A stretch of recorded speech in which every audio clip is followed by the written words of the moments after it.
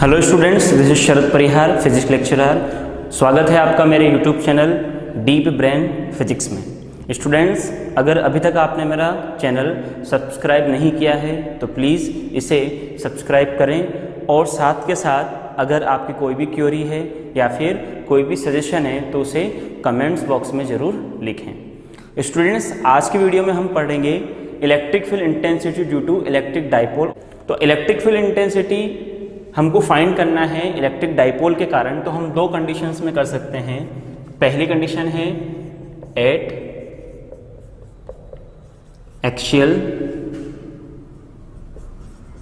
Position और इसे हम बोलते हैं एंड ऑन साइड पोजीशन भी इसको हम बोलते हैं। और दूसरा है एट इक्वेटोरियल लाइन और इसको हम बोलते हैं बोर्ड ऑन साइड पोजीशन भी इसको हम कहते हैं। हिंदी की जहाँ तक बात आती है तो इसे हम बोलते हैं अक्षीय स्थिति और इसे हम बोलते हैं स्टूडेंट्स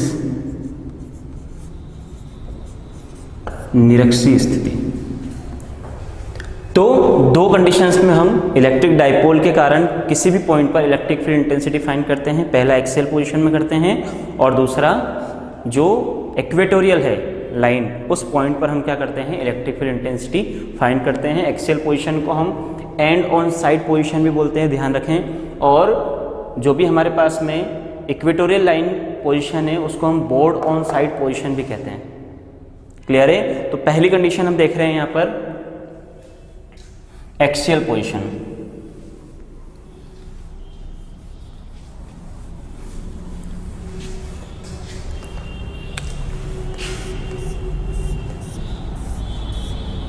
एक्सियल पोजीशन की बात करूं तो सबसे पहले मैं एक इलेक्ट्रिक डाइपोल ड्रॉ करता हूं यहां पे।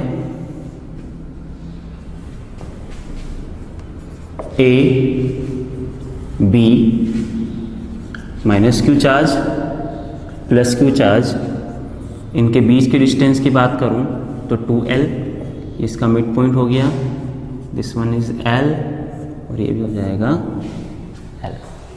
क्लियर है? अब जिस एक्सिस पर हमारा इलेक्ट्रिक डाइपोल रखा है उसी एक्सिस पे मैं वो पॉइंट ले रहा हूं जहां पर हमको इलेक्ट्रिक फील्ड इंटेंसिटी फाइंड करना है। तो ये जो कंडीशन मिल रही है, इस कंडीशन में ये जो पॉइंट है, ये पॉइंट इस इलेक्ट्रिक डाइपोल के रेस्पेक्ट में क्या कहलाएगा? एक्सियल पोजीशन में। क्लियर है?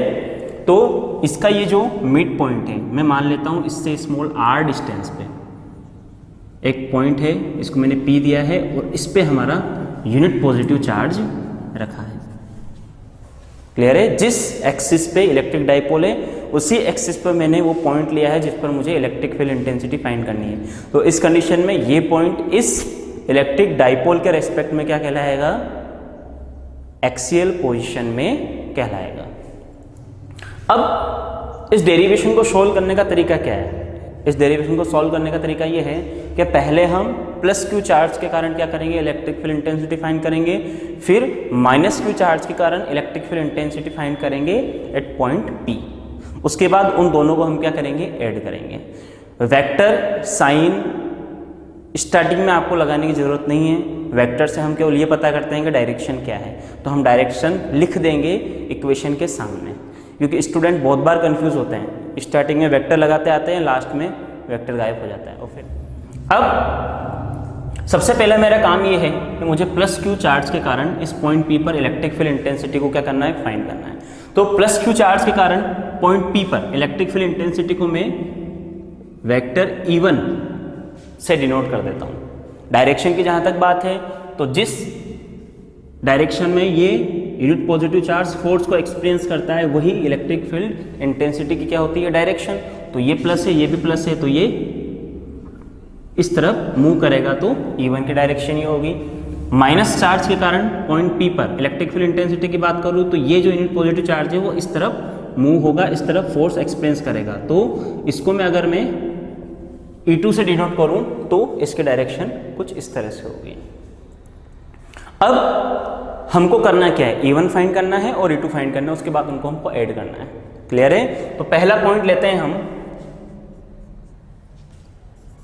Electric field intensity due two plus Q charge at point P। ठीक है, प्लस Q चार्ज के कारण हमको पॉइंट P पर इलेक्ट्रिक फील्ड इंटेंसिटी फाइंड निकालनी है। डिनोट किससे किया मैंने, E1 से। तो मैंने बताया अभी हम वेक्टर यूज नहीं करेंगे। E1 इज इक्वल टू हम लिखेंगे 1/4πε0 एंड Q बाय वैल्यू क्या होगी, देखो ये R है, ठीक है, और ये स्मॉल l है, मुझे वैल्यू उसकी फाइंड करनी है, तो क्या हो जाएगा R माइनस L। तो ये वैल्यू आएगी मेरे पास में R माइनस L का होल स्क्वायर। ठीक है, एक स्टेप और बढ़ाना चाहो तो आप बढ़ा सकते हो। पहले आप लिख सकते हो इसको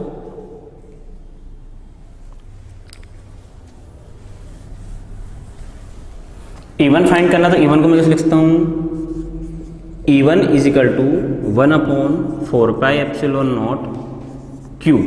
डिस्टेंस क्या होगी इसकी, डिस्टेंस होगी BP का होल स्क्वायर, और डायरेक्शन की अगर मैं बात करूं तो अलोंग BP, ये इसकी डायरेक्शन होगी। BP की वैल्यू देखो तो E1 is equal to 1/4πε0 Q। अगर मैं डिस्टेंस निकालना चाहूँ तो देखो ये R है, ये स्मॉल l है, मुझे ये डिस्टेंस फाइंड करनी है, तो R माइनस L हो जाएगा। ये हो गया R माइनस L इसका होल स्क्वायर। ये इक्वेशन नंबर आप लिख दे दो। इसी तरह से अब मुझे E2 फाइंड करना है, तो E2 कैसे फाइंड करूंगा मैं, electric field intensity due to minus Q charge at point P।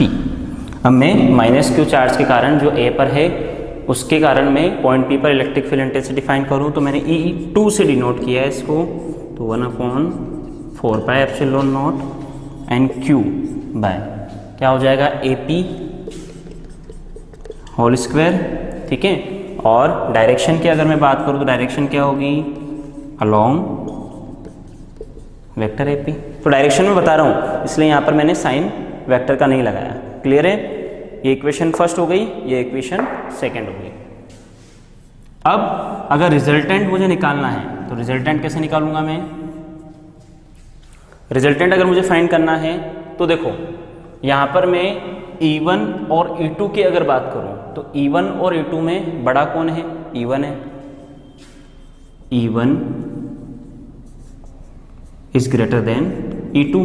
Direction की बात करो तो दोनों ही डायरेक्शन क्या है, अपोजिट है, तो उस कंडीशन में रिजल्टेंट जो है उसको मैं E मान लेता हूँ। दोनों को ऐड करें तो ऐड करेंगे तो E1 माइनस E2, ऐड कर रहे हैं लेकिन डायरेक्शन अपोजिट, तो माइनस का साइन आएगा।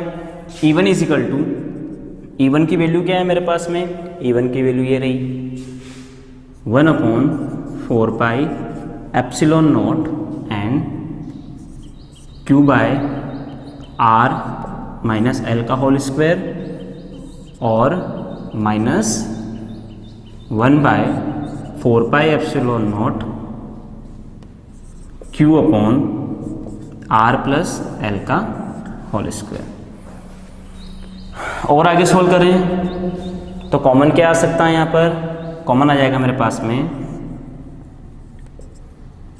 Q अपॉन 4πε0 और अंदर बचेगा 1/R माइनस L का whole square minus 1/R plus L का होल स्क्वायर।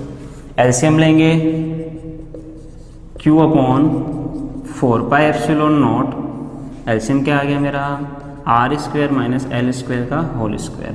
सोल्व करें, माइनस माइनस कैंसिल, तो बचेगा हमारे पास में R प्लस एल का होल स्क्वायर माइनस ये हो जाएगा आर माइनस एल का होल स्क्वायर। क्लियर है? अब A plus B A minus B के फॉर्मूले में इसको हम सॉल्व कर सकते हैं, तो क्या हो जाएगा E is equal to Q by 4 pi epsilon naught, solve करें इसको, R square plus L square minus plus 2 R L, minus का मल्टीप्लिकेशन कर रहा हूँ मैं डायरेक्ट और इसको खोल भी रहा हूँ, तो R square minus L square plus 2 R L, ये हो जाएगा R square minus L square का होल स्क्वायर। कैंसिल आउट क्या हो रहा है, आर स्क्वायर से आर स्क्वायर कैंसिल हो गया, एल से एल, ये 2 स्टेप बची है मेरे पास में और साथ के साथ ये वैल्यू बची है। और आगे सोल्व करें इसको हम, तो ये हो जाएगा E is equal to Q by 4 pi epsilon naught और अंदर बचेगा मेरे पास में 4 R L upon R square minus L square का होल स्क्वायर। इसको मैं रीअरेंज कर सकता हूं इस तरह से, E इज इक्वल टू, इसको मैं लिख सकता हूं 1 अपॉन 4 पाई एप्सिलॉन नॉट और ये हो जाएगा 2 into 2QL into R upon R square minus L square का होल स्क्वायर। हमें पता है कि 2QL जो होता है वो इज इक्वल टू P, जिसको हम क्या बोलते हैं, dipole moment. E is equal to, अगली स्टेप में 1 upon 4 pi epsilon naught and 2PR upon R square minus L square का होल स्क्वायर।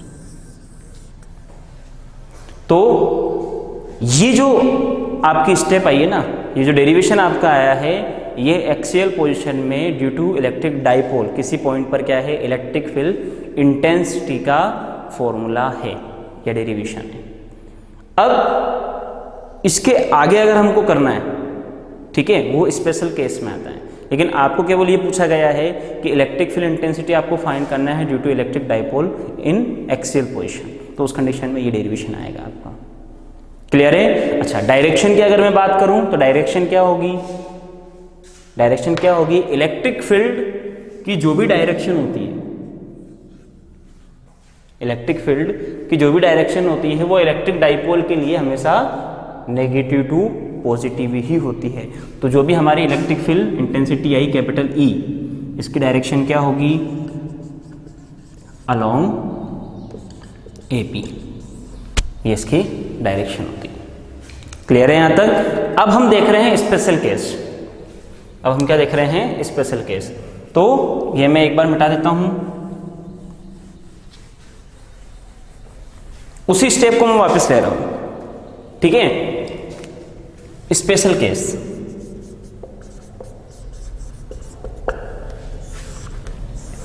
स्पेशल केस की अगर मैं बात करूं तो यहां पर देखो जो R है वो L से बहुत बड़ा है, डायग्राम से भी हमको दिख रहा है, जो भी R है वो L से क्या है, बड़ा है। तो इसका जो स्क्वायर होगा, ठीक है, उस कंडीशन में ये L और भी क्या हो जाएगा, छोटा हो जाएगा। तो उस कंडीशन में हम क्या करते हैं, इसको नेग्लिजिबल मानते हैं, ठीक है। तो अब जो हमारे पास में वैल्यू आएगी वो आएगी E is equal to 1 upon 4 pi epsilon not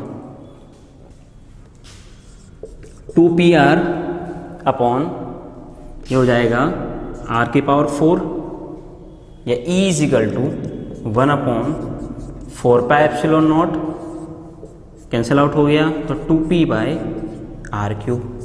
अच्छा, ये जो डेरिवेशन है ना, ये डेरिवेशन है स्मॉल इलेक्ट्रिक डाइपोल के लिए क्या करते हैं, फाइंड करते हैं। तो ये वाले जो स्पेशल केस वाली है, ये एक छोटे वैद्युत द्विध्रुव या फिर एक छोटे इलेक्ट्रिक डाइपोल के लिए हम निकालते हैं, ठीक है। तो आप एग्जाम में यहां तक भी कर सकते हो स्पेशल केस, अगर दे रखा है तो यहां तक कर सकते हो, नहीं दे रखा है तो आप वहां तक भी कर सकते हो, वो भी राइट होगा। क्लियर है? तो वेक्टर का जो भी कंफ्यूजन था वो हमने यहाँ पर खत्म कर दिया।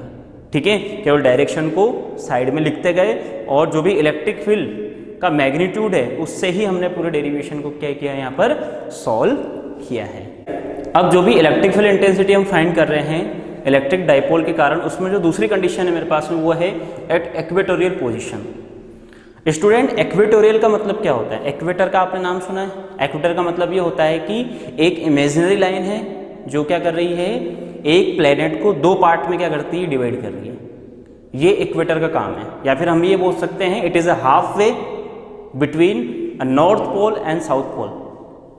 आगे बात समझो, मतलब एक एक्सिस के ऊपर हम परपेंडिकुलर लाइन खींच रहे हैं, ये इक्वेटर है ना। तो इक्वेटोरियल पोजीशन भी कुछ इस तरह से ही। अब जो भी इलेक्ट्रिक फील्ड इंटेंसिटी है ड्यू टू अब जो भी इलेक्ट्रिक फील्ड इंटेंसिटी हम फाइंड कर रहे हैं इलेक्ट्रिक डाइपोल के कारण, उसमें जो दूसरी कंडीशन है मेरे पास में वो है at equatorial position. Student, equatorial का मतलब क्या होता है? इक्वेटर का आपने नाम सुना है। इक्वेटर का मतलब ये होता है कि एक इमेजिनरी लाइन है जो क्या कर रही है, एक प्लेनेट को दो पार्ट में क्या करती है, डिवाइड कर रही है। ये इक्वेटर का काम है। या फिर हम ये बोल सकते हैं it is a half way between a north pole and south pole. आगे बात समझो, मतलब एक एक्सिस के ऊपर हम परपेंडिकुलर लाइन खींच रहे हैं, ये इक्वेटर है ना। तो इक्वेटोरियल पोजीशन भी कुछ इस तरह से ही है। क्या होती है इक्वेटोरियल पोजीशन, उसको मैं आपको यहां पर बताता हूं। मैं एक इलेक्ट्रिक डाइपोल लेता हूं, A B minus Q plus Q और ये इसका मिड पॉइंट ओ है। तो इस डाइपोल के कारण मुझे इक्वेटोरियल लाइन पर क्या करना है, इलेक्ट्रिक फील्ड इंटेंसिटी फाइंड करना है।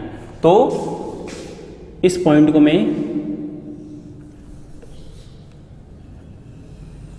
इसका जो मिड पॉइंट है ओ, इससे स्मॉल आर डिस्टेंस पर यहां लेता हूं, ये मेरा नेट पॉजिटिव चार्ज है। तो इस कंडीशन में ये पॉइंट पी इस डाइपोल के रेस्पेक्ट में क्या कहलाएगा, इक्वेटोरियल पोजीशन पे कहलाएगा। तरीका वही है। सबसे पहले अगर मैं पॉइंट बी पर जो प्लस क्यू चार्ज है उसके कारण पॉइंट पी पर इलेक्ट्रिक फील्ड इंटेंसिटी की बात करूं तो इसको मैं नाम दे देता हूं E1। E1 से डिनोट करता हूं मैं इसको। डायरेक्शन की अगर मैं बात करूं तो फोर्स इस पर किधर लगेगा, इस तरफ लगेगा, तो ये डायरेक्शन E1 की हो गई। सिमिलरली माइनस क्यू चार्ज के कारण अगर मैं इलेक्ट्रिक फील्ड इंटेंसिटी की बात करूं तो उसको मैं E2 से डिनोट कर रहा हूं। डायरेक्शन क्या होगी, इसके ऊपर फोर्स किधर लगेगा, डाउनवर्ड्स, नीचे की ओर लगेगा। ठीक है, तो ये E1 है और ये E2 है। क्लियर है? पहला काम हमारा क्या है, पहला electric field intensity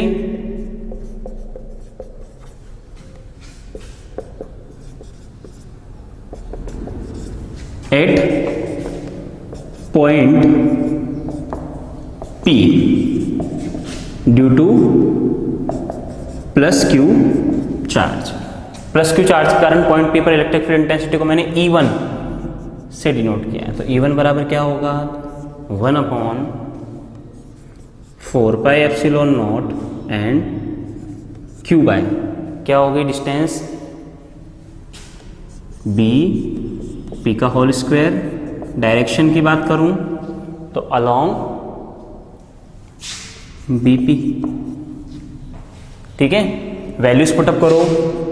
E1 is equal to 1/4πε0 Q और BP की वैल्यू क्या है मेरे पास में, BP की वैल्यू निकाल लेते हैं, नहीं निकाली हमने। यहाँ की डिस्टेंस क्या है 2L, ये है L और ये भी क्या है स्मॉल l। ये L पाइथागोरस प्रमेय लगाते हैं यहाँ पे। पाइथागोरस थ्योरम से क्या हो जाएगा, ये r² प्लस l²। सिमिलरली ये भी क्या निकलेगा हमारा r² प्लस l²। तो वैल्यू क्या होगी मेरे पास में BP की वैल्यू होगी मेरे पास में r² प्लस l²। ये equation number 1। Similarly electric field intensity at point P due to minus Q charge.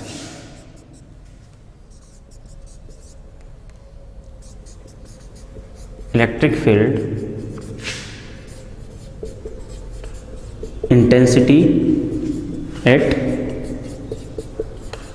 Point P due to minus Q charge.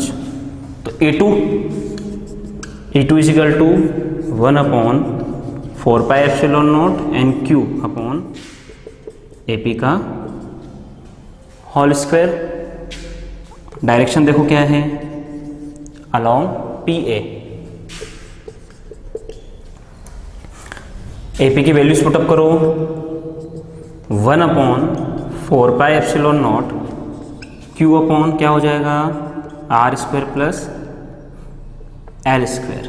ठीक है, और ये इक्वेशन नंबर 2 हो गई। अब यहां पर देखो, प्लस Q चार्ज के कारण पॉइंट P पर और माइनस Q चार्ज के कारण पॉइंट P पर इलेक्ट्रिक फील्ड इंटेंसिटी दोनों सेम है ना। तो हम यहाँ पे इस तरह से लिख सकते हैं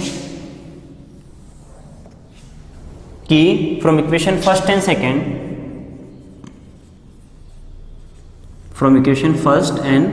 second, E1 is equal to क्या होगा, E2, दोनों सेम है। तो इस कंडीशन में हम क्या करेंगे, resultant electric field intensity find करेंगे। ठीक है, तो ये E1 है और ये E2 है, तो रिजल्टेंट क्या होगी, वेक्टर E। अगर मैं एंगल की बात करूं तो ये हो जाएगा 2θ। Is it clear? ठीक है, आपने 11th में पढ़ा था। ठीक है, 11th में अगर हमको रिजल्टेंट निकालना है, हमारे पास में एडिशन रूल है। ठीक है, वेक्टर एडिशन रूल का हम यूज करते हैं रिजल्टेंट निकालने के लिए।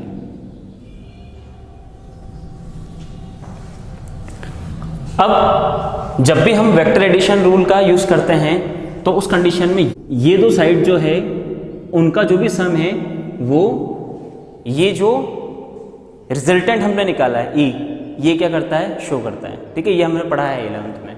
तो उस कंडीशन में मेरे पास में एक फॉर्मूला है, E is equal to resultant find करने का E1 square plus E2 square plus 2E1 E2 cos theta, और थीटा की जगह हम क्या रखेंगे, 2θ, क्योंकि हमारा एंगल क्या बन रहा है, 2θ बन रहा है।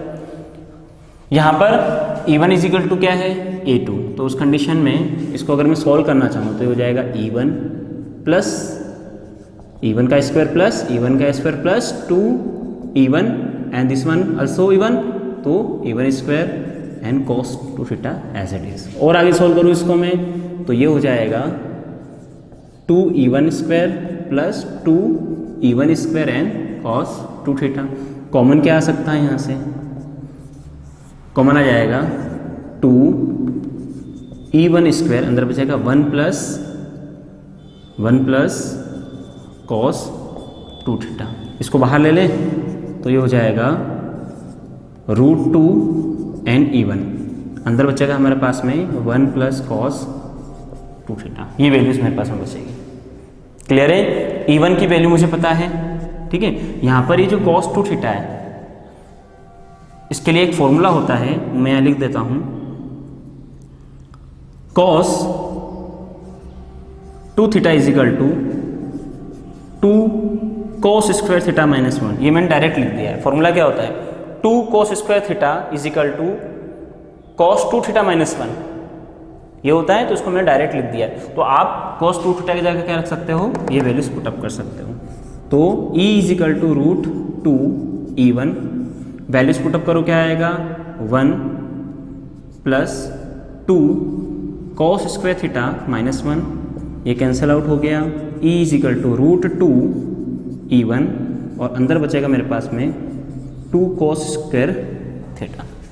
रूट सॉल्व करें तो E इज इक्वल टू क्या हो जाएगा, यहाँ पे ये हो जाएगा √2 E1 √2 एंड cos थीटा। √2 2 हो जाएगा, तो हो जाएगा 2 E1 cos थीटा।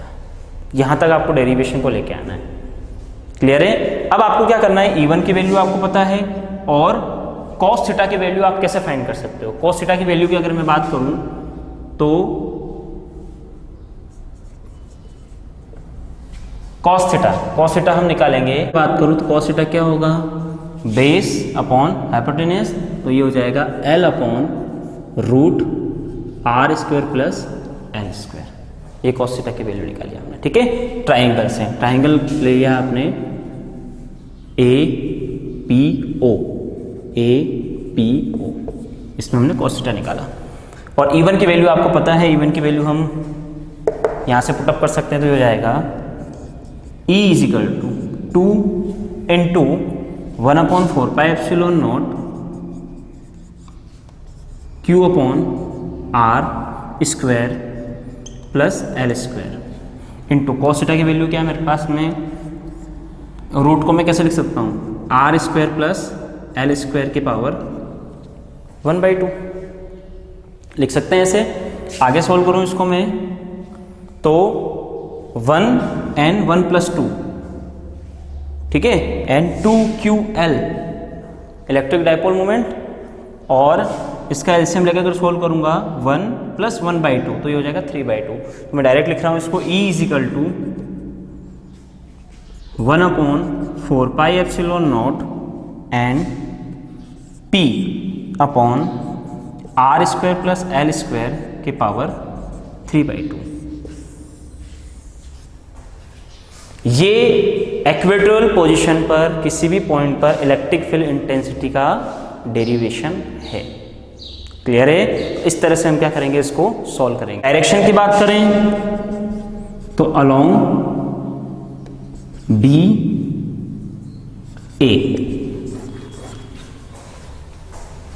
ये इसकी क्या होगी, डायरेक्शन होगी, ठीक है। तो अगर मैं बात करूं इक्वेटोरियल पोजीशन की, तो इक्वेटोरियल पोजीशन में जो भी इलेक्ट्रिक फील्ड इंटेंसिटी हमको मिलेगी उसकी डायरेक्शन, ये जो हमारे पास में डाइपोल है इसके पैरेलल, जो भी हमारे पास में डाइपोल है इसके पैरेलल B2A होगी। क्या होगी, इसके पैरेलल B2A होगी। अब स्पेशल केस देखते हैं हम।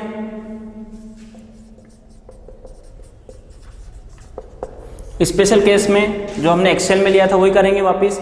यहाँ पर R जो है वो L से बड़ा है, स्क्वायर करेंगे तो और ज़्यादा बड़ा हो जाएगा। उस कंडीशन में हम L को क्या करेंगे, नेग्लिजिबल मानेंगे। तो उस कंडीशन में क्या होगा, E = 1/4 pi epsilon naught and P/R की पावर 3। 2 से 2 कैंसिल हो जाएगा, R की पावर 3 बचेगी। तो ये वाला जो डेरिवेशन में निकाला ना स्पेशल केस में, ये एक स्मॉल इलेक्ट्रिक डाइपोल के लिए हम फाइंड करते हैं।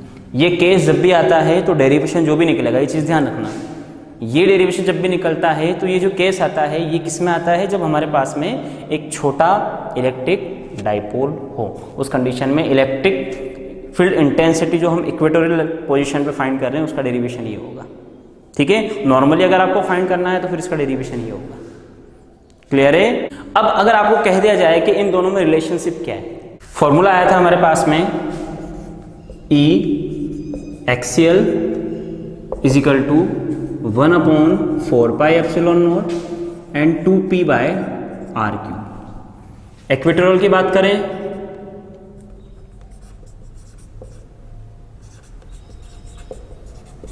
तो फॉर्मूला है 1/4 पाई एप्सिलॉन नॉट एंड P/R3, ठीक है। रिलेशनशिप अगर निकालें तो E axial upon E equatorial, values put up करें 1/4 पाई epsilon not, 1/4 pi epsilon not position. ये पॉइंट A, इसको मैं A डैश दे सकता हूँ, ये B, इसको मैं देख सकता हूँ B डैश, ये C, इसको दे सकता हूँ मैं C डैश, ये D, इसको दे सकता हूँ मैं D डैश, ठीक है। फॉर एग्जाम्पल यहाँ पर अगर इलेक्ट्रिक फील्ड इंटेंसिटी है मेरे पास में E है ना, तो इक्वेटोरियल पे क्या हो जाएगी, E/2 जस्ट। तो हमने दोनों ही कंडीशंस में इलेक्ट्रिक फील्ड इंटेंसिटी फाइंड की है ड्यू टू इलेक्ट्रिक डाइपोल। अब जो हमारा अगला टॉपिक है वो है torque on an electric dipole in a uniform electric field, ठीक है। जो भी टोक्यू अप्लाई हो रहा है, अगर मैंने इलेक्ट्रिक डाइपोल को कहाँ रखा है, यूनिफॉर्म इलेक्ट्रिक फील्ड में, है ना, तो उस कंडीशन में हम किस तरह से इसको सॉल्व करेंगे, तो सबसे पहला काम है हमारा कि हम यूनिफॉर्म इलेक्ट्रिक फील्ड लें। यूनिफॉर्म इलेक्ट्रिक फील्ड हम किसे कहेंगे, जहां पर इलेक्ट्रिक फील्ड लाइन एक दूसरे के पैरेलल हो और एक ही डायरेक्शन शो कर रही हो। डाइपोल की जहां तक बात आती है तो इलेक्ट्रिक डाइपोल यहाँ पर किसी न किसी एंगल पर रखा है, ये plus Q A minus Q B, distance हमें पता है क्या होती है, स्मॉल 2l, ये हमने इसकी डिस्टेंस ली है और ये किसी न किसी एंगल पर क्या रखा है, इस इलेक्ट्रिक फील्ड में रखा है। ठीक है, अब देखो यहाँ की अगर मैं बात करूँ तो पॉजिटिव चार्ज पर इलेक्ट्रिक फील्ड के कारण जो भी फोर्स लगेगा E इजिकल टू क्या होता है, F अपॉन क्यू, फोर्स निकालें तो क्या हो जाएगा, QE, प्लस क्यू चार्ज के कारण EQ QE, ठीक है, डायरेक्शन इस तरफ होगी। माइनस क्यू चार्ज के कारण अगर मैं फोर्स की बात करूं तो QE की डायरेक्शन जस्ट इसके क्या होगी, अपोजिट डायरेक्शन में होगी। ठीक है, दोनों ही चार्ज के बीच की परपेंडिकुलर डिस्टेंस अगर मैं फाइंड करना चाहूं तो ये हो जाएगा AC। क्लियर है, यहां पर जो फोर्स लग रहा है वो मैग्नीट्यूड में तो सेम है लेकिन डायरेक्शन क्या है इसकी, अपोजिट है। ठीक है, तो यहां पर कपल बनेगा, है ना, और ये कपल क्या करेगा, इसकी इनिशियल स्टेज में इसको लाने की कोशिश करेगा। ठीक है, तो अगर ऐसा कोई फोर्स अप्लाई हो रहा है जो किसी भी ऑब्जेक्ट को उसकी इनिशियल स्टेज का मतलब यहाँ पर ये जो भी हमारे पास में इलेक्ट्रिक डाइपोल है ये हमेशा इलेक्ट्रिक फील्ड के अलाइन रहने की क्या करेगा, कोशिश करेगा। क्लियर है, तो इस कंडीशन में अगर कोई भी फोर्स अप्लाई हो रहा है जो उसको उसकी इनिशियल स्टेज में लाने की कोशिश कर रहा है उसको हम रीस्टोरिंग फोर्स बोलते हैं। ठीक है, तो इस रीस्टोरिंग फोर्स का अगर मुझे टोक्यू निकालना है, इस रीस्टोरिंग फोर्स का मुझे क्या निकालना है, टोक्यू निकालना है, तो टोक्यू हम कैसे निकालेंगे, टो is equal to moment of couple, या टो is equal to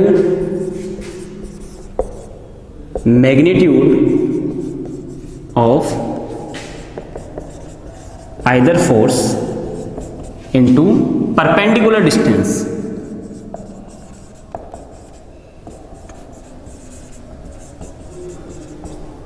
perpendicular distance, टो इज इक्वल टू मैग्नीट्यूड की बात करूं तो QE और इनटू परपेंडिकुलर डिस्टेंस की बात करूं तो क्या होगा, AC। ये इक्वेशन 1। ठीक है, अब मुझे वैल्यू निकालनी है AC की, तो ट्राइंगल लेता हूं मैं, triangle A, in triangle ABC, ठीक है, साइन थीटा, साइन थीटा की अगर मैं बात करूं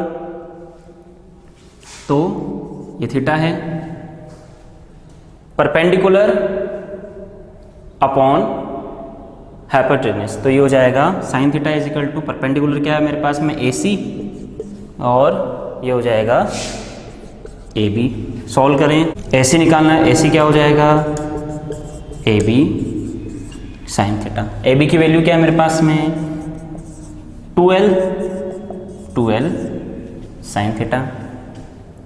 और आगे सॉल्व करें इसको हम, तो वैल्यूज पुट करें फ्रॉम इक्वेशन A,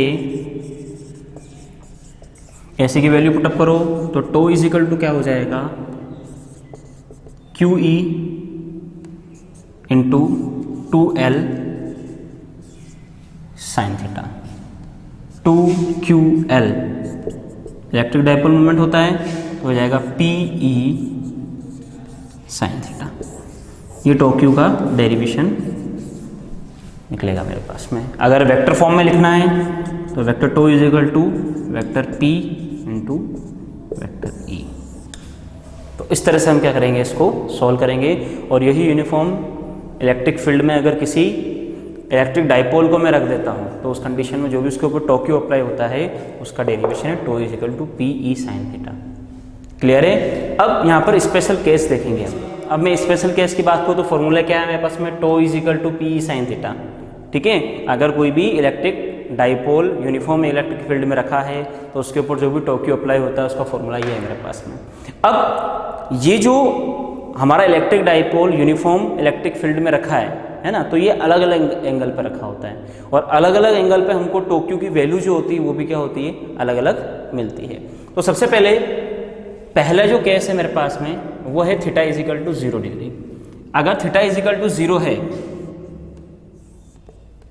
तो उस कंडीशन में क्या होगा, उस कंडीशन में ये जो मेरा इलेक्ट्रिक डाइपोल है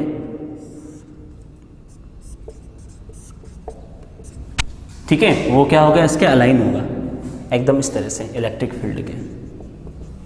ठीक है, तो उस कंडीशन में क्या होगा, टो इज इक्वल टू क्या होगा, PE sine 0, tau is equal to 0। कोई भी टो क्यू अप्लाई नहीं होगा इस कंडीशन में जब हमारा इलेक्ट्रिक डाइपोल क्या होता है, इलेक्ट्रिक फील्ड क्या होता है, अलाइन होता है।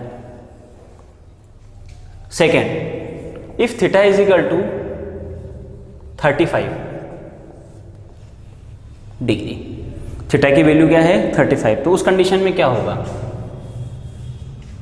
थीटा इज इक्वल टू 35 तो टो इज इक्वल टू क्या होगा, PE sine 35, tau is equal to sine 35 की वैल्यू क्या होती है 1/2 PE इज अपॉन 2। ठीक है, तो इस कंडीशन में जब थीटा की वैल्यू क्या हो 35 हो, ठीक है, जब थीटा की वैल्यू क्या हो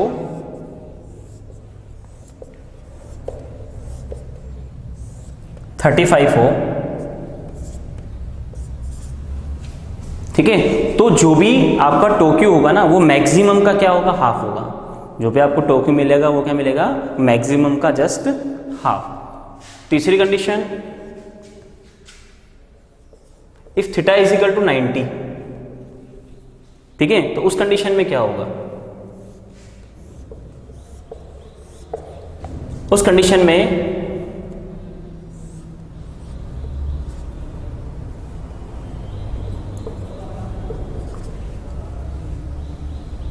ये जो एंगल है तो उस कंडीशन में ये जो मेरा डाइपोल इलेक्ट्रिक डाइपोल है ये क्या होगा, परपेंडिकुलर होगा इलेक्ट्रिक फील्ड के।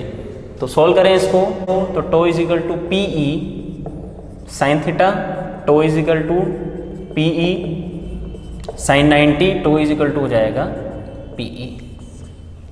ठीक है, तो इस कंडीशन में जो भी मुझे टोक्यू मिलेगा वो मैक्सिमम मिलेगा। इस कंडीशन में जो भी मुझे टोक्यू मिलेगा वो क्या मिलेगा, मैक्सिमम मिलेगा।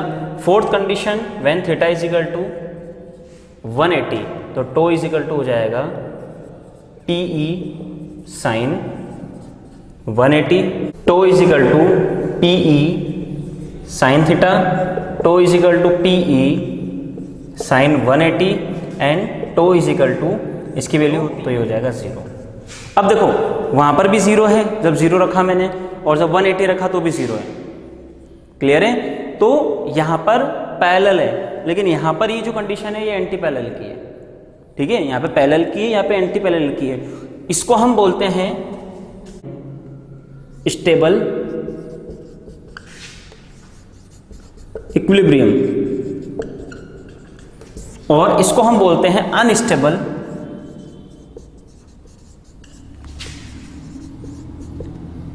इक्विलिब्रियम। ये है अनस्टेबल इक्विलिब्रियम में और ये है स्टेबल इक्विलिब्रियम में। ठीक है, ये है स्थायी संतुलन में और ये है अस्थायी संतुलन की स्थिति जब एंटी पैरेलल हो जाएगा, जस्ट क्या हो जाएगा, विपरीत हो जाएगा, है ना। तो ये अलग अलग स्पेशल केस हैं जब हम टोर्क्यू फाइंड करते हैं